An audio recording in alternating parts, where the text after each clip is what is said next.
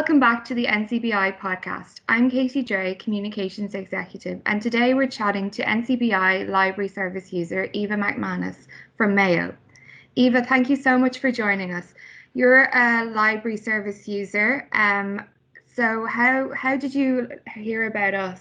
Originally, I heard about NCBI in the United States. A friend of mine, her husband availed of the service there, and she suggested that because I was having difficulty with my reading, my eyes were getting very sore from reading a lot, that I would check it out here in Ireland where I live.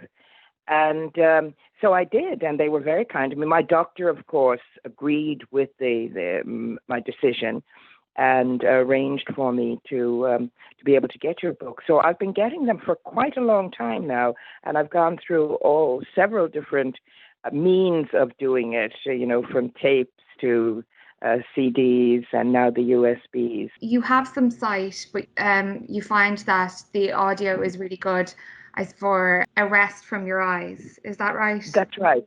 Yes, Yeah. Because I can only read maybe for 20 minutes and then my eyes get really very bad. So the audio really works for me. And it's generally in the evening time. I can be relaxing or resting and just listen to the books. And you're very good about supplying the type of book that I like.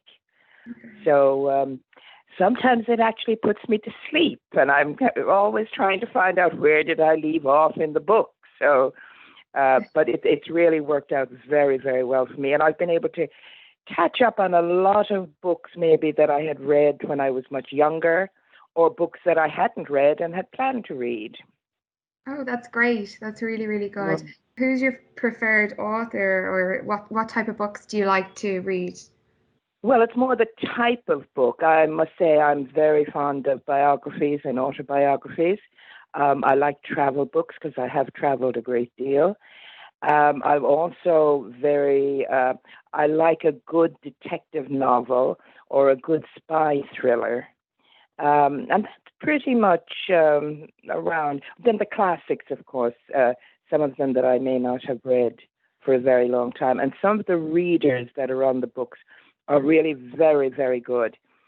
The only thing I think I really have a problem with is some of the readers, which I know has nothing really to do with NCBI, some of the readers put on regional accents from countries that are very difficult to understand. Okay. So that becomes a little bit of a problem. But that's generally the genre that I'm interested in.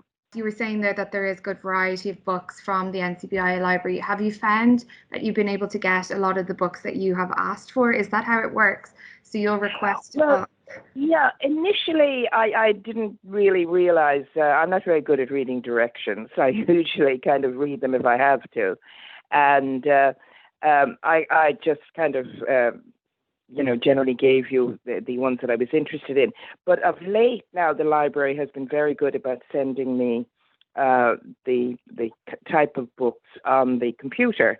So I have made a selection on that, and I suppose I should update it every once in a while because you're very good about supplying the books to me.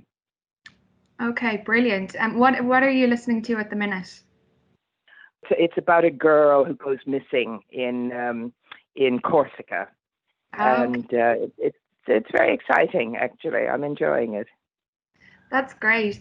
And so you've gone from getting tapes to CDs and now onto USB.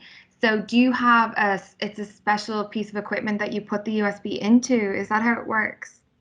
Well, the library supplied me with a small box that uses the USB, but I also still get some discs, and I have my own player that I use them on. And which do you prefer? Do you prefer the CDs or the USB? They both have advantages and disadvantages. The advantages I find with the discs, at least you come to the end of a disc, and then, if I fall asleep, it stops, and I don't have to worry about it. I know where I've been. Excuse me. But with the USBs, sometimes, the forward and the reverse, it skips too many chapters. So if I've fallen asleep listening to a book, I may have to go back and listen to 2 chapters that I've already heard to get to the 3rd chapter that I fell asleep on. Okay. So you can't skip. So it possibly would be better if there were, if you were able to fast forward or reverse to, lesser chapters. Okay, that's something definitely they could look at. Have you ever availed of getting magazines read or newspapers or anything? You're in Mayo, so maybe the local paper. Is that something that you would maybe be interested or you've had? No. No. I'm not at all interested in that. I get enough of the local and international news in the way that I feel is appropriate for me. Yeah. Okay. That's fair enough. I think you can be overly bombarded also with news. It's nice to have some books to dive into. Did you have to make a lot of adaptations in your life when you began to lose your sight, or have you always kind of had a lower vision? No, I think it's just with age. I think, by the time I'd reached 40, I started having to wear glasses. But the actual discomfort in reading didn't come on for quite a few years. Okay. And I do, since I do like to read, I found it, that it was disappointing that I couldn't read as much as I would like to. Okay, fair enough. Okay, so I just have one final question. If you were speaking to someone who was thinking about using the library service, what advice would you give to them? Well, to be very specific about the type of book that they like. I remember recommending it to a friend one time, and that became a little bit of a problem for them, that they weren't specific enough, and then they said, we got books that we really didn't want, and so on. And I said, well, you have to name what you like, otherwise you're going to get a variety of books that you're really not interested in, and then you will lose interest in it. So the idea is to be specific about what you like to read. Okay. Great. Okay, that's brilliant. Thank you so much, Eva. You're very welcome. It's been lovely speaking with you, and I wish you the best of luck with everything. And I really am very grateful to the NCBI for the selection of books that they have. But they're very, very good to me in keeping me well supplied also, because I do read a lot. NCBI podcasts are available on Apple Podcasts, Spotify, YouTube, or wherever you get your podcasts.